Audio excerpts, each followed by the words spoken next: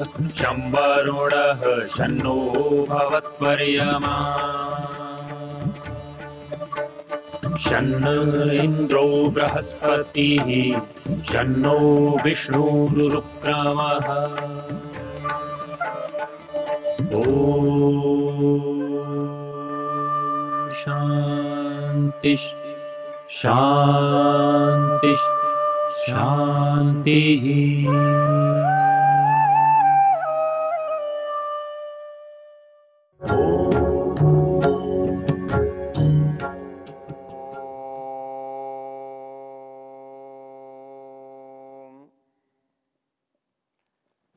हम चर्चा कर रहे थे ज्ञान हमारे अंदर स्वतः उद्भूत नहीं है,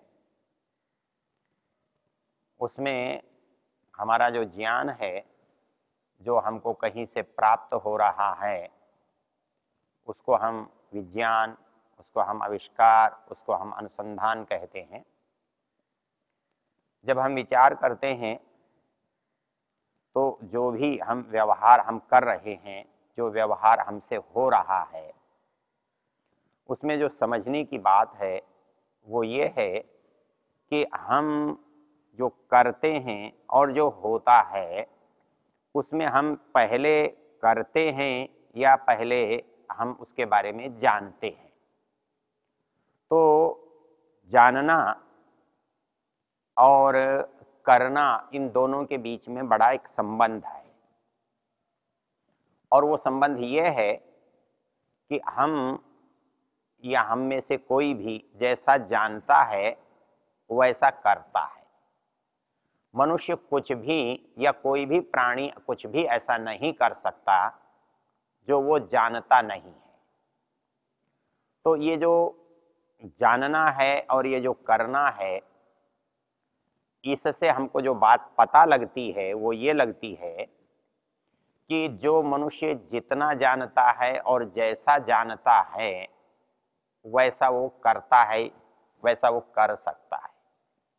तो मनुष्य और पशु के समुदाय में जो अंतर है वो अंतर है कि ये अधिक जानता है इसलिए अधिक कर सकता है।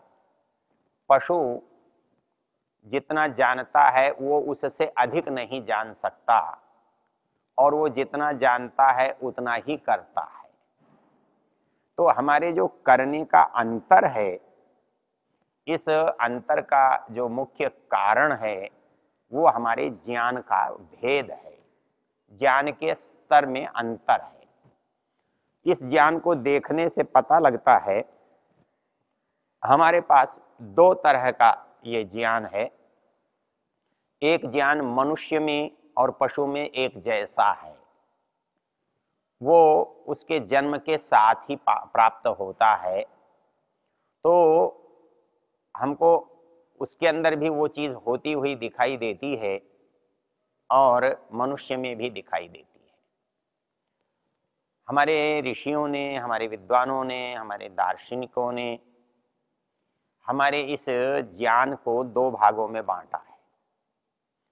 हम ज्ञान के जो हमारे जन्म से प्राप्त होने वाला भाग है, जो जितना पशु में है उतना मनुष्य में भी है, उस ज्ञान को स्वाभाविक ज्ञान कहते हैं। और जो ज्ञान हमारे पास अतिरिक्त आया है, हमने जिसे प्राप्त किया है, जिसे खोजा है, जिसे कहीं से लिया है, वो उस ज्ञान को दर्शन की भाषा में नैमित्तिक कहते हैं, अर्थात किसी से प्राप्त किया हुआ। तो इस संसार में दो प्रकार का ज्ञान है। एक ज्ञान किसी भी प्राणी के साथ सहज रूप में आता है, उससे उसका सामान्य जीवन चलता है, अर्थात एक मनुष्य जीने के लिए जितने ज्ञान की आवश्यकता है और जितना उसे मिल रहा है उस ज्ञान से उसका जीवन चल रहा है, और वो ज्ञान सब में समान ही होता है। सभी प्राणी उतने ज्ञान को रखते हैं जितनी जितनी उनको आवश्यकता है, जितना जितना उनको मिला है। तो इन स्वाभाविक प्रवृत्तियों को जो स्वाभाविक ज्ञान से चल रही हैं उनको हम एक श्रेणी में रखते हैं, और मनुष्य को हम देखते हैं कि उसके पास स्वाभाविक ज्ञान तो बहुत थोड़ा है, किंतु उसको प्राप्त किया हुआ ज्ञान, हम जिस ज्ञान को नैमित्तिक ज्ञान कहते हैं, वो ज्ञान बहुत है, और वो बहुत प्रकार का है, बहुतों के पास अलग अलग है। तो इस पर जब हमने विचार किया था तो हमने देखा था कि जो नैमित्तिक ज्ञान है, ये जिससे हम प्राप्त कर रहे हैं, वो प्रकृति है, वो संसार है, वो ये जगत है जिसको हम चलते हुए देख रहे हैं। इसमें दिन प्रतिदिन होने वाले परिवर्तनों को कभी विकास के रूप में, कभी विनाश के रूप में, वो हैं परिवर्तन। वो संसार की दृष्टि से, समग्रता की दृष्टि से मात्र परिवर्तन है, किंतु हमारी अनुकूलता और हमारी प्रतिकूलता की दृष्टि से वो कहीं विकास है, हम कहीं उसको विनाश है ऐसा नाम दे देते हैं। जो हमें पसंद नहीं आता, जो हमें अच्छा नहीं लगता, जो हमारे अनुकूल नहीं होता, जो हमारे काम का नहीं होता, उसे हम विनाश कहते हैं। लेकिन जो हमको लाभदायक लगता है, जो अच्छा लगता है, उसे प्राप्त करना चाहते हैं, उसे हम विकास कहते हैं। हमारी को समझने की जो बात है, बात यह है जो नैमित्तिक ज्ञान है उसका निमित्त है। तो हमने पहले देखा कि मनुष्य उसका निमित्त है, मनुष्य से मनुष्य ने ज्ञान प्राप्त किया, हमारी समझ में आ गया। लेकिन हमने ये भी देखा कि मनुष्य को वो ज्ञान मनुष्य से तो पहली बार नहीं मिला, वो मनुष्य में ही पहली बार नहीं था, तो उस ज्ञान को उसने कहाँ से पाया? तो हमने देखा कि वो प्रकृति में से आता है, वो संसार में से आता है।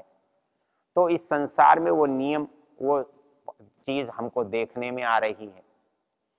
यह मूल चीज जो समझने की है कि ज्ञान जो है वो चेतन का धर्म है, वो चेतन की विशेषता है।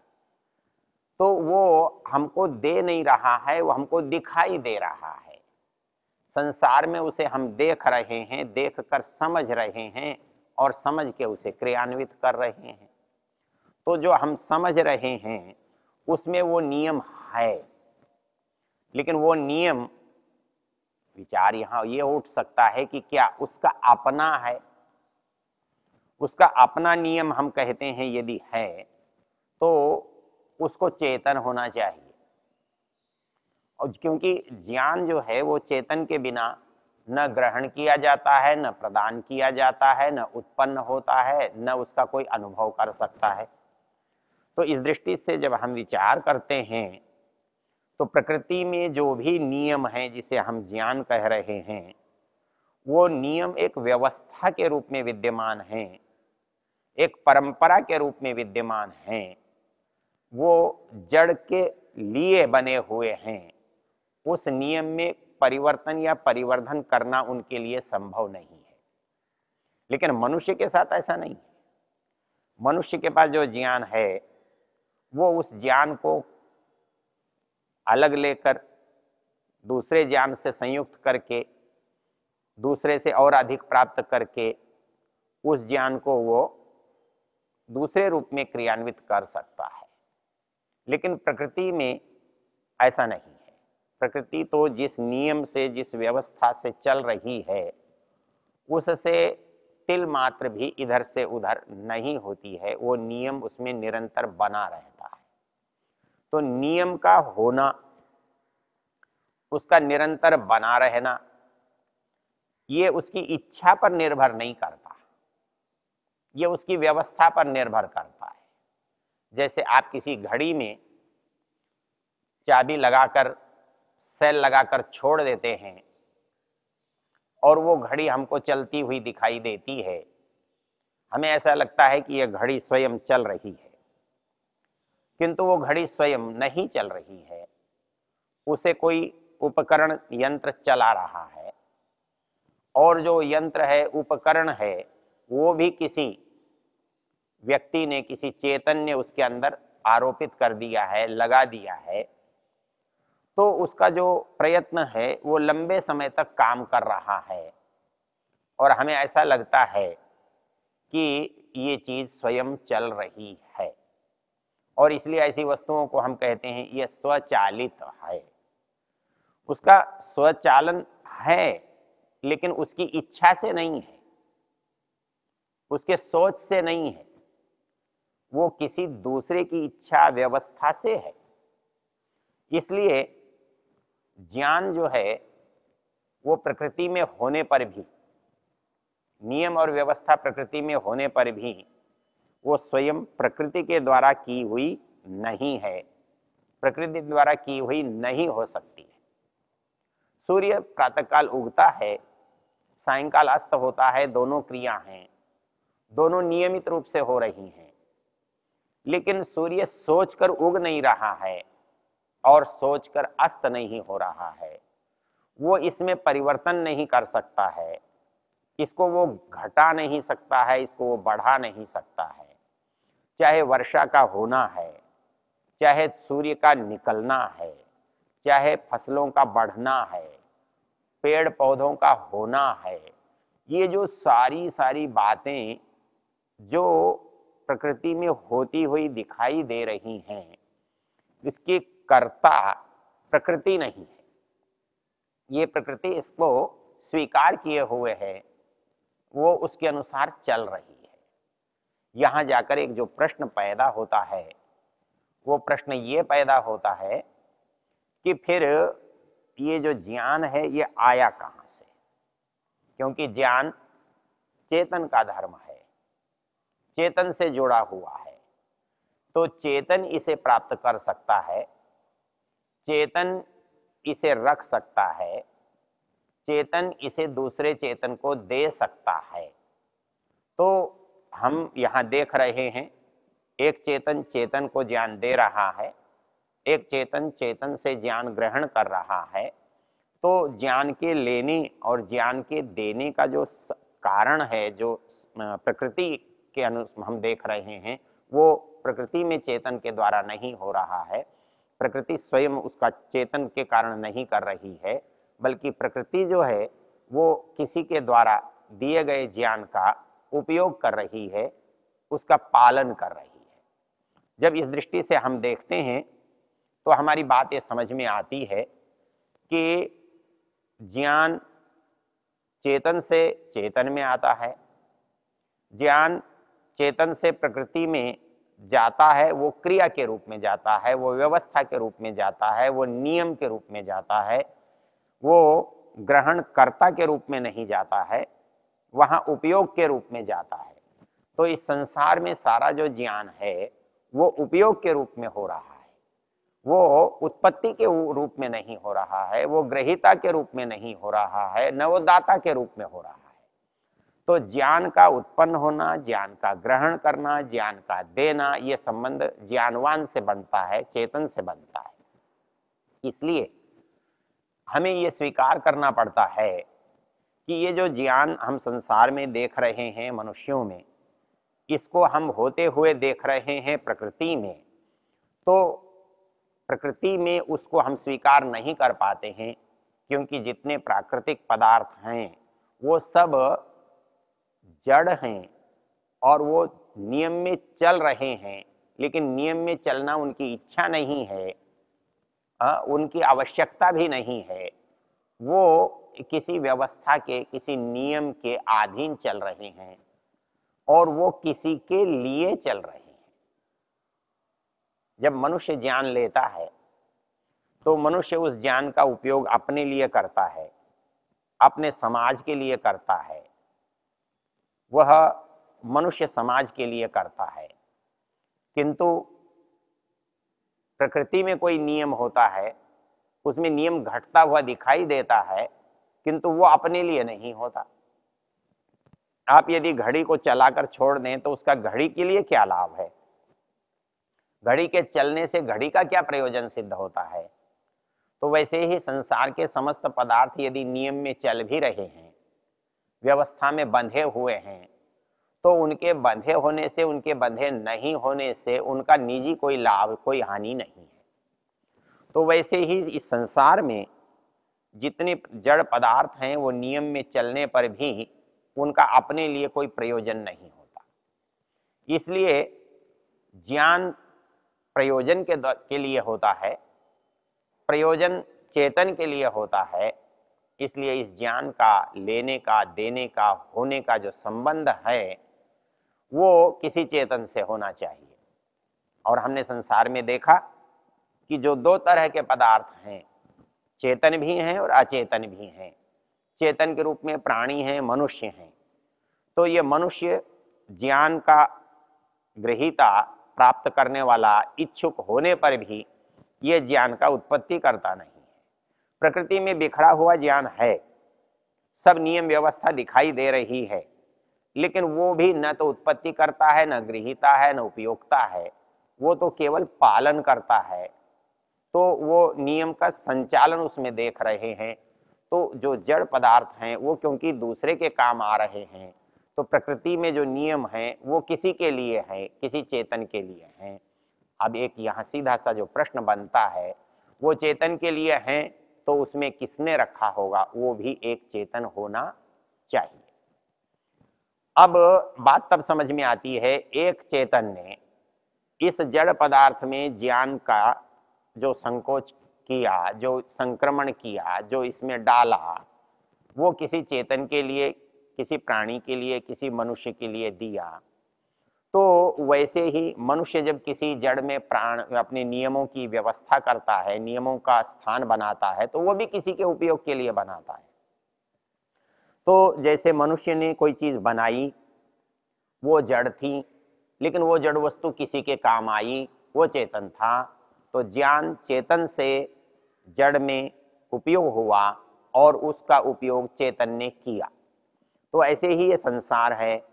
संसार का जो ज्ञान है, संसार की जो व्यवस्था है, संसार जड़ है, उसमें सारी व्यवस्था, सारी संपत्ति, सारे नियम होने पर भी वो उसके लिए नहीं है, वो किसी के लिए है। उसको हम चेतन मनुष्य कहते हैं, प्राणी कहते हैं। तो ऐसे ही जब देने वाला चेतन है और जिसके लिए दिया गया है वो भी चेतन है, तो इस संसार में भी इस नियम को समझने की आवश्यकता है कि इस समाज में, इस संसार में भी दो हैं।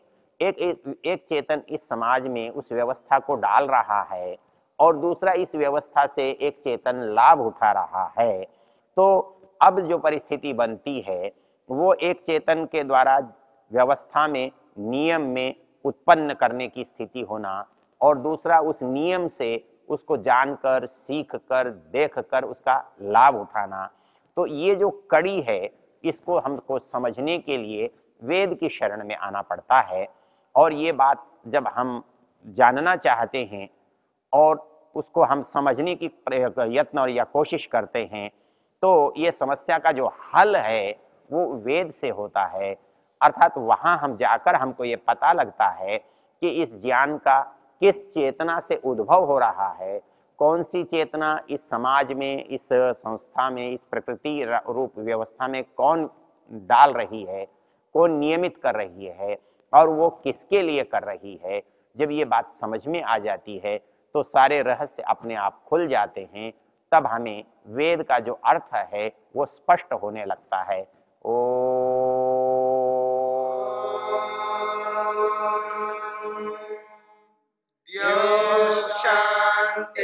शांतिरंतरिक्षं शांति पृथिवी शांतिरापः शांतिरोषधयः शांतिः वनस्पतयः शांतिर्विश्वे देवा शांतिर्ब्रह्म शांति सर्वं शांति शांतिरेव शांति क्षमा शांतिरेधि। ओम शांति शांति शांति।